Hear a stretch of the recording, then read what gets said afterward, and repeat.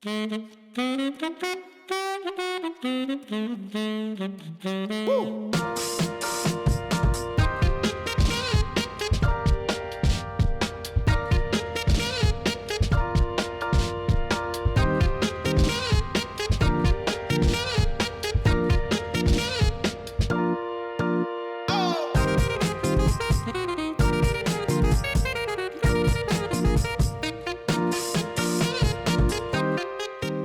everyone, welcome to Night Talks, the University of Florida College of Journalism and Communications talk show produced by students for students.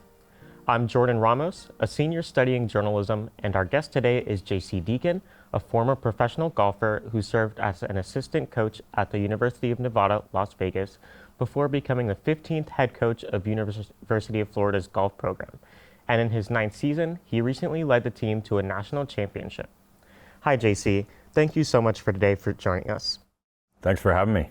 So you came from a golfing family. How early on did the sport become a part of your life? First, probably a couple memories was keys and cars and trucks. And then I think it was my 3rd or 4th birthday, my brother bought me a hockey stick to be able to play with him. He's a little bit older than me, but bought me a hockey stick. And then, sports has been an integral part of my life since. Okay, so did you start out playing hockey and then transition to golf, or? Yeah, so hockey's definitely my first love. Probably the biggest Toronto Maple Leaf fan that you'll ever meet. So still love my hometown team and love the sport and watching that. But hockey transitioned into golf probably, I played them about equally starting at 5 or 6 years old, and golf was in the summer and hockey in the winter. And just kind of went from there. And when I was, I think, probably 14 or 15, had to make a decision. I was playing at a high level at both, and had to go one way or the other. And always enjoyed the weather that surrounded golf a little bit more than hockey. So chose golf, and probably one of the best decisions I've ever made in my life. Yeah, that's awesome. Yeah. So from 2001 to 2005, you played for the University of Nevada, Las Vegas. What led you to that school and that golf program? That's a great question. They were one of the best teams in the country at the time. They had won the national championship in 1998. So there was a lot of notoriety when it came to the program. They had a lot of tour players that had played for them. And then it was the coach that was the big difference for me. I remember meeting him and feeling really comfortable. And he just had a charm about him and a competitiveness that I really admired. And so I went out on my visit out to Las Vegas and got to see Shadow Creek and Southern Highlands and some of the special things that program has for them, and spent a couple days with Coach Knight. But it was probably an hour into the visit after meeting Coach Knight and having a good conversation with him. I remember sending a message to my dad saying this is where I need to be. Yeah, that's great. So in 2002, what were the circumstances that led to your win of the Mountain West title, where you tied for 2nd place in the individual contest? You guys have dug up the archives. Yeah, that was probably the best college golf tournament that maybe I ever had. I know I didn't win. Martin Laird, actually, who's played on the PGA Tour for a long time, from Colorado State, played a great final round and came back and beat me, I think by 1 or 2. But so I finished 2nd individually. But yeah, we won. We hadn't won the conference championship, I don't think, for a little while. So that was a big deal to Coach Knight, and it was special. Winning with your friends and your roommates, and a team is really, really special. And we were happy to win that for Coach Knight. So it's still a great memory of mine. Did that victory kind of give you the confidence that you were ready to start coaching and competing at the highest levels of the sport? Definitely not, because I never thought a day in my life about coaching until 2011, February of 2011. Coach Knight, who I played for 3 years, we had a very close relationship. We've always been good friends. He's kind of like a second dad to me. So we had stayed in touch, and he called me out of the blue and said my current assistant was going back to practice law, and the job was going to be open. And he said, I think you should come and do it. He said, I think you'd be a heck of a coach. And I was 27 years old. I'd only thought my whole life about being a player. and he knew something I didn't know, because I didn't know what coaching meant or what it was going to be, but he saw something in me, and I'm forever grateful for it, because it's given me so many great life experiences and a path that I never envisioned. And I'm loving it, and here at the University of Florida now, and living out a different dream, but a pretty special one. Yeah, that's great. So I guess, why did you accept that offer instead of maybe continuing like your professional career and stuff? Like, why did you decide to go that route? I think it was just time. I played professional golf for 4.5 years, and as Coach Knight said, I think he told me, you're not making enough money doing that. You know, it's time to grow up, and he had a consistent salary for me, which was attractive at the time. But I had a lot of trust in him. He was a really great man and a great leader. And when he told me he thought I'd be great at it, and it was something that I would really love, I trusted him, and he was right. Yeah, okay. So at UNLV, you earn your bachelor's degree in communications. Why did you decide to study this field, and has that knowledge kind of helped you along in your career? I was not the best in school. Part of the deal I made with my mom going out to Las Vegas, she wasn't sure about me going to school in Las Vegas all on my own at 18 years old. So she just said, as long as you promise me you're going to get your degree, I'll sign off on it. So I probably picked one of the easier majors. I don't know if it's an easy major or not, but I could write and talk a little bit, so that seemed to fit well. And you know, I don't know how much you use exactly what you learn in school. The real world's just, you know, such a different animal. But I mean, communication's a huge part of my job now. So I'm sure some of the, you know, key things that I learned back in the day are helping me now. Okay. So after college, you played professionally on the Gateway Tour from 2005 to 2006, and then on the Canadian Tour from 2007 to 2010. Yep. What were some of your biggest accomplishments during that time? I had a couple top 5 finishes on that PGA Tour Canada that were pretty good. I think my first year finished in the top 30 on the money list, which was really good. Won a couple mini tour events down here in Florida. But you know, I think the memories I have are the relationships I made. I got to travel around Canada with 5 or 6 of my best friends and play golf all over the country. And it's funny, you know, you get done, and for me, you know, I got to chase my dream, which is obviously really special. I owe everything to my mom and dad for giving me an opportunity to do that. But you look back, and it's the relationships that you developed, and all that I learned being on my own and having to figure out life on my own, and what it's like to be a touring pro, the travel, the budgeting, all that stuff. And that's really helped me become a better coach to these guys who are, you know, trying to follow in the same footsteps that I was trying to be a pro golfer. So it's given me a wealth of knowledge to hopefully help them navigate it better than I did. Yeah, okay.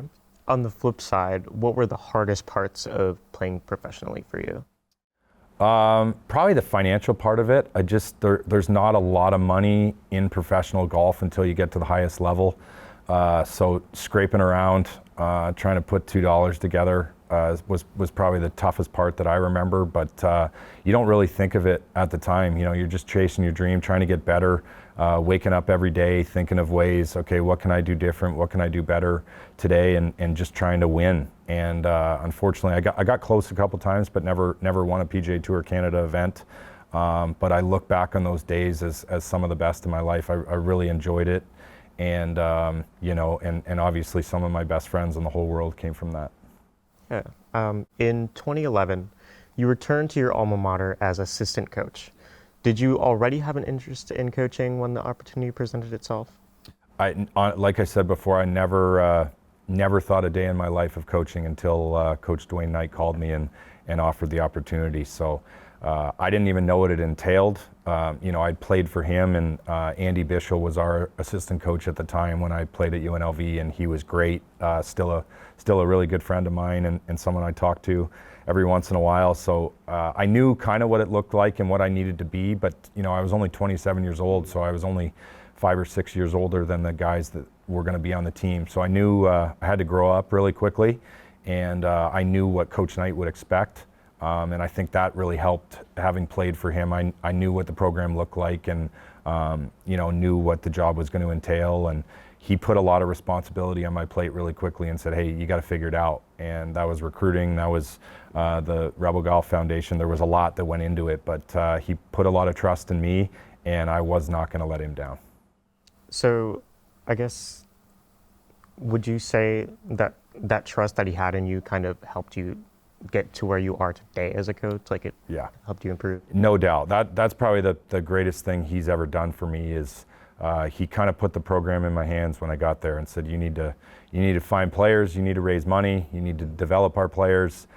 He kind of asked me to do a little bit of everything. And I think that was, doing that for 3.5 years was probably a big reason of why, I think the University of Florida maybe even gave me a chance to come and interview. And then when I came and got the interview with Jeremy Foley and the rest of the team, I think that was probably a big part of why I was prepared to do this. And, we've had a nice, successful 9-year run here, and that just culminated in a national championship, an SEC championship. And, but I look back 9 years ago, it's not even remotely the same person or coach that I was. So, just as a coach, I think you're trying to get better every day, every year. It's a continuous journey, and a lot of things change, and a lot of new influences and stuff like that. But I'm super grateful for the opportunities I've been given, and excited for the future here at Florida.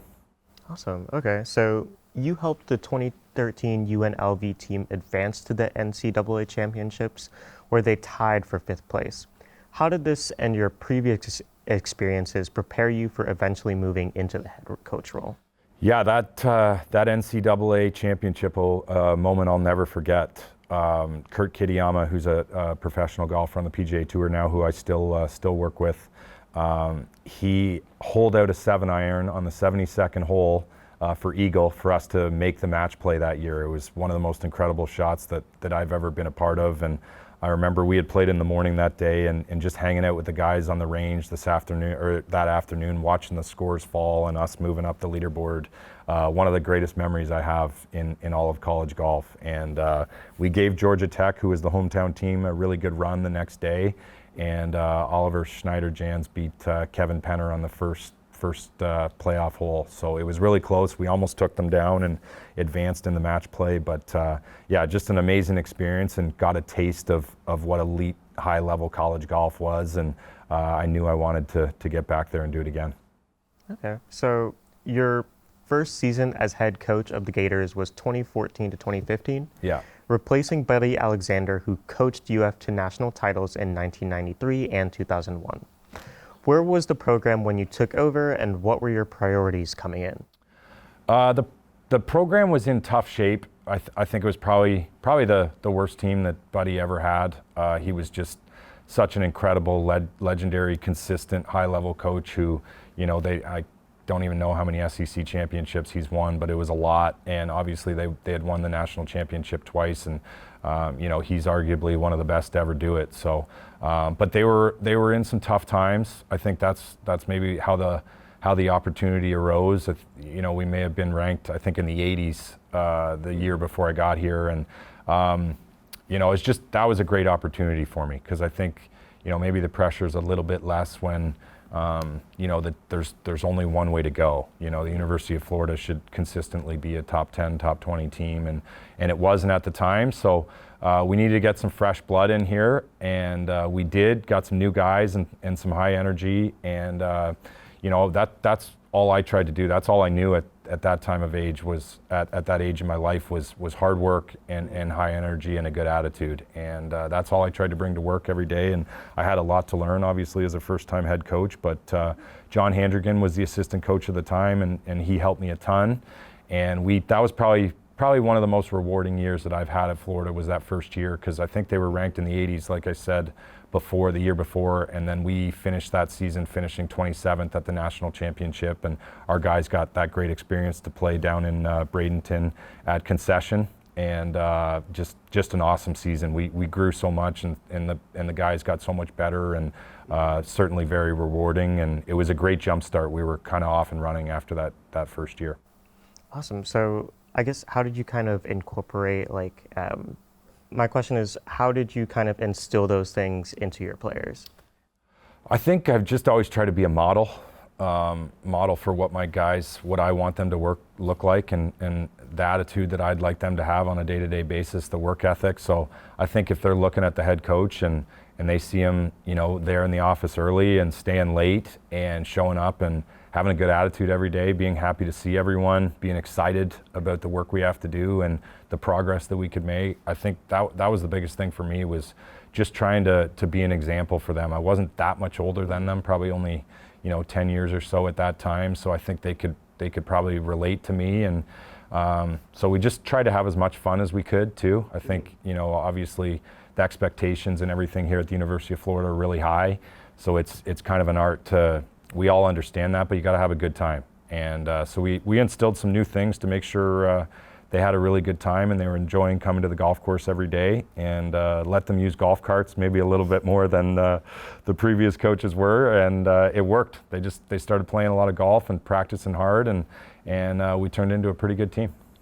So what is the balance required in developing student athletes, both in the team aspects and the individual aspects of the sport?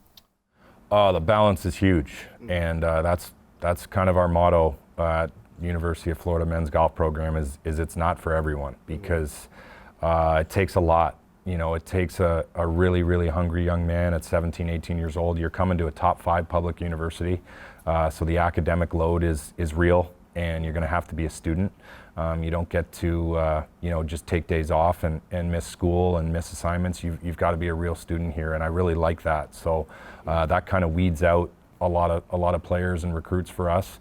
But and then obviously we're expected to be one of the best golf teams in the country, and there comes a pressure and an expectation there. So the work ethic is the biggest thing for us. We're just trying to be one of the hardest working teams in the country, at the golf course, in the gym, and certainly in the classroom. So it takes a lot. It takes a special young man to be here, but we're really proud of the way we're developing our young men and the golfers and the students. Our APR rate of graduation is great. It's really nice to see some guys being successful outside of golf. Connor Richardson comes to mind right now. He just graduated from the UF Law School, and he's taken the bar this summer. And that's as cool as Ricky Castillo, who just finished his 4th year here and won on the Korn Ferry Tour.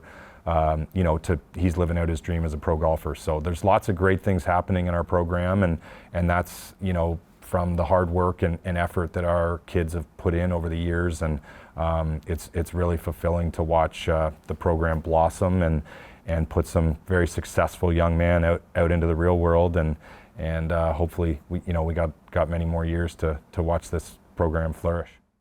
Awesome. Yeah, it's great that so many of your students have gone on and had those successful careers and used what you have taught them for their careers.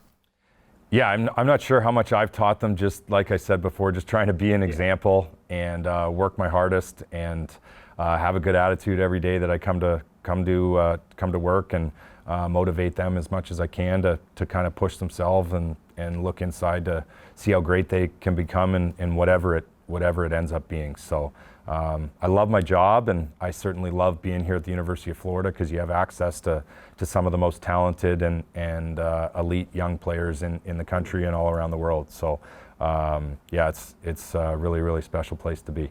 Right. So what kind of sacrifices do you and your family, or did you and your family, make in life for you to be a successful coach?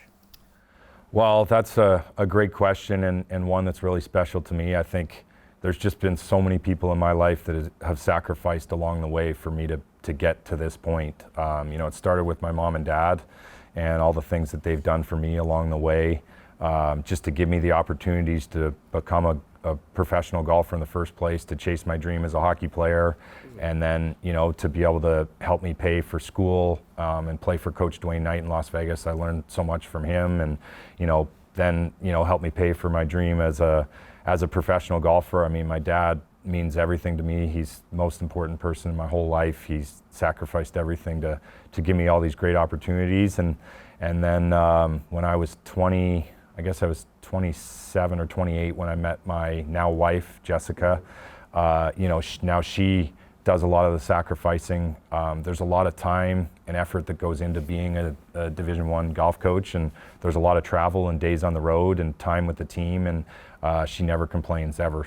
We have 3 amazing kids, Dylan, Sydney, and Rip, and the most amazing family. That's definitely the greatest thing that's ever happened to me. I'm so proud of them, and love going home every day and being a dad. But now my wife is, she sacrifices a lot to keep the house up and raise our 3 kids full time, and she barely ever gets a break, and just the luckiest guy in the world to have parents like that and now a wife like her. So I'm very, very grateful. Great. So how do you coach the mental side of golf? Well, that's probably the most important part. And Coach Dudley Hart, who's my assistant now, we spend a lot of time on that. And it's just, I think it's the consistency of it. There's not one secret to coaching, I guess, the mental side of the game. It's just constantly the little habits, the daily habits that our guys have, and getting them to believe in their method, believe in our practice, and committing. You got to commit in golf. You got to, pick your shot or pick your line on a putt, and you can't think there's anything else in the world that's right other than that. And we're doing a better job of that. And it's been, like I said before, having Dudley here, who played on the PGA Tour for so long, I've learned a lot from him and what was important to him. And maybe, he spent all that time around the best players in the world for that long, what he learned from them as well. So I'm really proud of the development of our players and how ready they are for the professional world of golf right now. And I think the mental side is a huge part of that. We've definitely got our players prepared to play when they need to. Great. So UF won its 5th national title this season. So what does this success feel like for both you yourself and for everyone on the team? Well, it's monumental. I don't think, maybe anyone understands how hard that is to do. There's so many great programs in college golf now, so many great coaches, so many great teams. There's so much depth. And for us to be able to come out on top and play the way we did those last 2 months of the season is just a dream come true. But there's a lot of hard work that went into that. The core of our team had been here for 4 years. We had a lot of 4 seniors on this team, and they had put in the time and effort to be ready for the big moment. And there was a lot of times this spring it looked like we were dead, and we just never stopped fighting. We were a really resilient team, and looking back on that, I think that's probably what defined us is we never quit, never gave up, even in the toughest moments when it looked like things were over. And I'm just, a lot of talent. We had great players. That's obviously, I think, the centerpiece of it, because you can't win at the highest level without great players. So just a testament to our guys' talent and their work ethic and attitude, and to win a national championship and an SEC championship in the same year. Fred Biondi wins the individual national championship is, who knows, that may never happen again. So we're trying to enjoy it as much as we can, and I'm just really proud. Jeremy Foley, who is the athletic director here when I was hired, gave me the opportunity of a lifetime to coach this golf program, and to be able to reward him with a national championship and make him look good on a certain level is really, really special to me. Awesome. So you were recently named the Division I Dave Williams National Coach of the Year by Golf Coaches Association of America. What does an accolade like that mean to you? That was probably the most surreal part of this, to be honest, because the names on that trophy are all the guys that I've looked up to. Obviously, especially Dwayne Knight, who got me into coaching, and to be able to win. I remember in his office when I was a player, and as his assistant coach, he had the award up on the wall, and I've seen it a million times in my life walking into his office, and to win that award and be on the same list as him and John Fields and all these great coaches out there. Mike Holder, who kind of was one of the pioneers in golf coaching. That was a really neat moment, and I owe it to so many people who have poured into me, and I think one of the most underrated things about Florida is the coaching room that I get to sit in. And you got Tim Walton and Roland Thornquist and Mary Wise and Becky Burley and all these, Brian Shelton, all these great coaches that Mouse Holloway, that I've been surrounded with in my time here, and learning from them and picking up the little tricks of the trade and seeing how they go about their business. I'm just the luckiest guy in the world, and thankful to win that award. And hopefully it's not the last time, because usually when you're winning awards like that, it means your team's been really successful. So. Yeah, that's great. So for the last question, what advice would you share with us that served you well over your career? Well, I think the most important thing in life is really, really simple, is you got to work hard. There's a lot of people out there that, it's a great quote. I can't remember where I heard it, but someone always wants your job. Whatever that is, there's someone out there that wants your job. And if you can work hard enough and outwork that person who wants your job, you're probably going to be okay. And I think the biggest thing is just your attitude. Do people want to be around you? Do people like you? And you don't have to please everyone. Not everyone in the world is going to like you, but are you fun to be around on a daily basis? And I think that's really, really important. If you can have a great attitude in life, and you can work really, really hard and outwork those around you, you're probably going to find a way to be successful in whatever it is you do. And you don't have to be the smartest guy. I'll be the first to admit that. I'm definitely not the smartest guy in the world, but I've been willing probably to put in more time and more effort than some people, and I certainly pride myself on having a great attitude and trying to make those around me better. So that's pretty simple advice, but I think it can be pretty powerful when you do it on a consistent basis. Yeah, so thank you for your insight, JC. Today, I think we've all learned that with hard work and a good attitude, people can achieve what their dreams are. 100%. Yeah, and thank you to our viewers for joining us today. Until next time, good night.